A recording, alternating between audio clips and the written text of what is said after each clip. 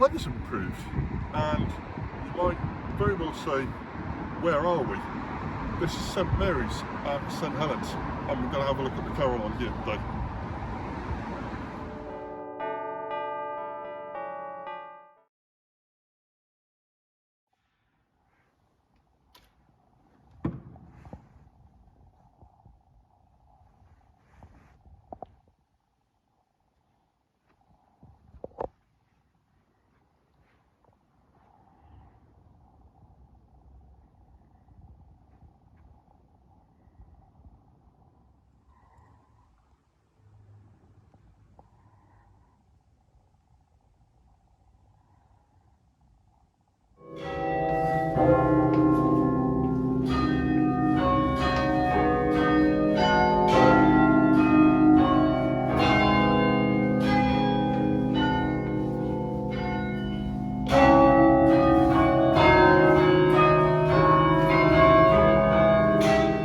It's not often I get the chance to play on bigger carillons.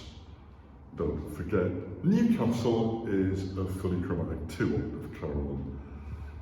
But today, thanks very much to Anthony Brookes in St Helens, we're at St Mary's and we're at the Carillon at St Mary's.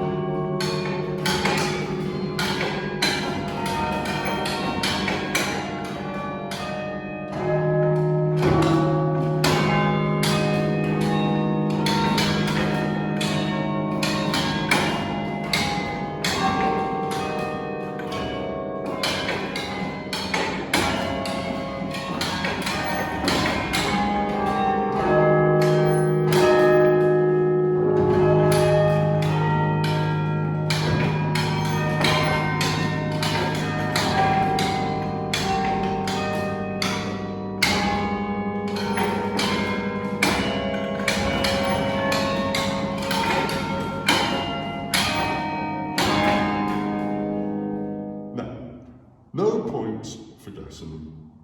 The Carillon at St Mary's and St Helens is a much bigger instrument than the one that I usually play in Newcastle. This is a full range 4-octave instrument, so I'm not very used to playing. However, some of the concepts of playing carillons are still the same. You've got middle C here. You've got the pedal board. However, the pedal board, as you can see, is much, much bigger. So that bottom C there activates the C one below middle C, and this is middle C here. And that's the C above. Now, the thing is with this carillon is that it transposes differently.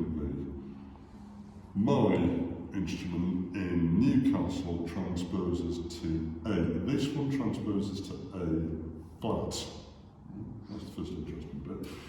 And the second interesting bit is, whereas that bell there at Newcastle is a 3.6 ton bell, that one is a 4.3 ton bell. If memory serves me correctly, it is the second largest Borden bell in the United Kingdom.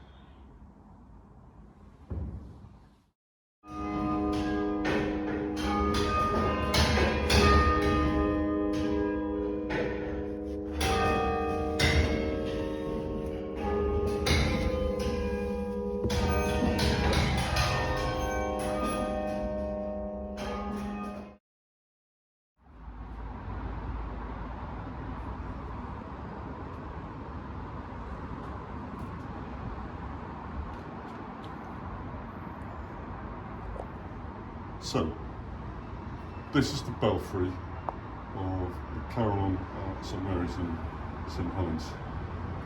That bell there, that's the Borden, like I say, that's 4.3 tonnes.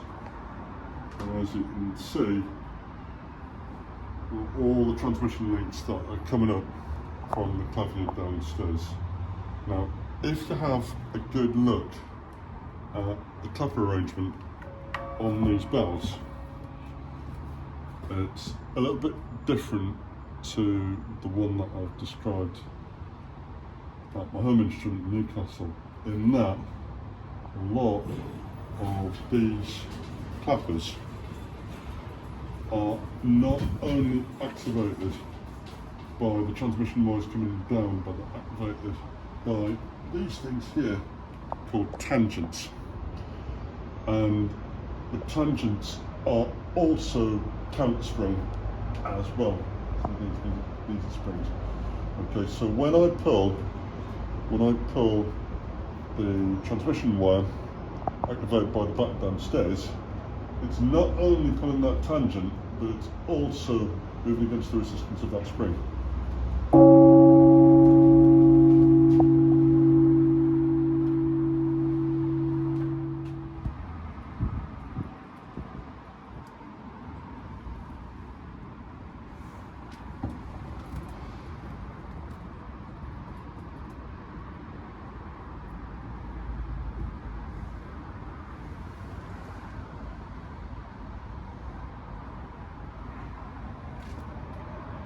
So the other interesting part of this is that the sequencer of this carillon still very much works, and it's associated with a clock mechanism, which I'll show you in a minute.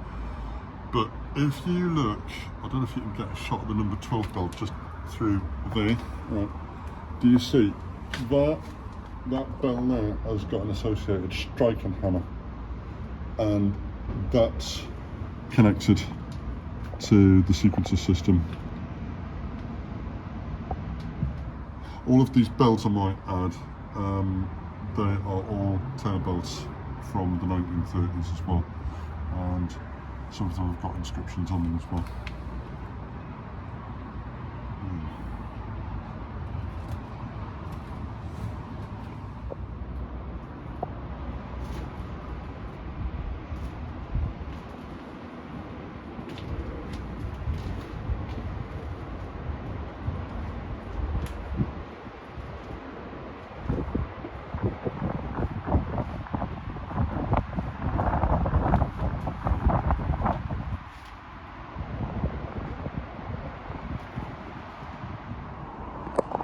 And this is the top of the carillon cage itself, so you can see all of the littler bells here, and they play all of the higher notes on the right hand end of the clavier.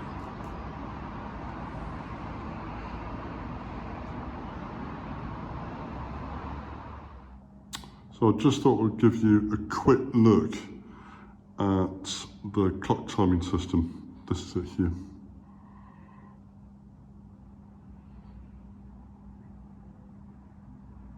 Let us know when you...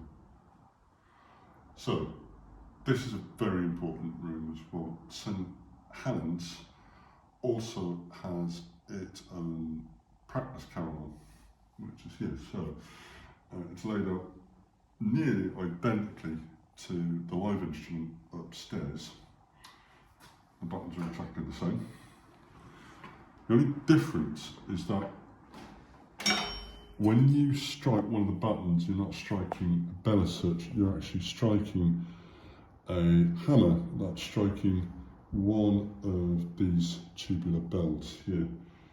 And this is wonderful. And in fairness, practice claviers really make all the difference when you're learning new music. This is great.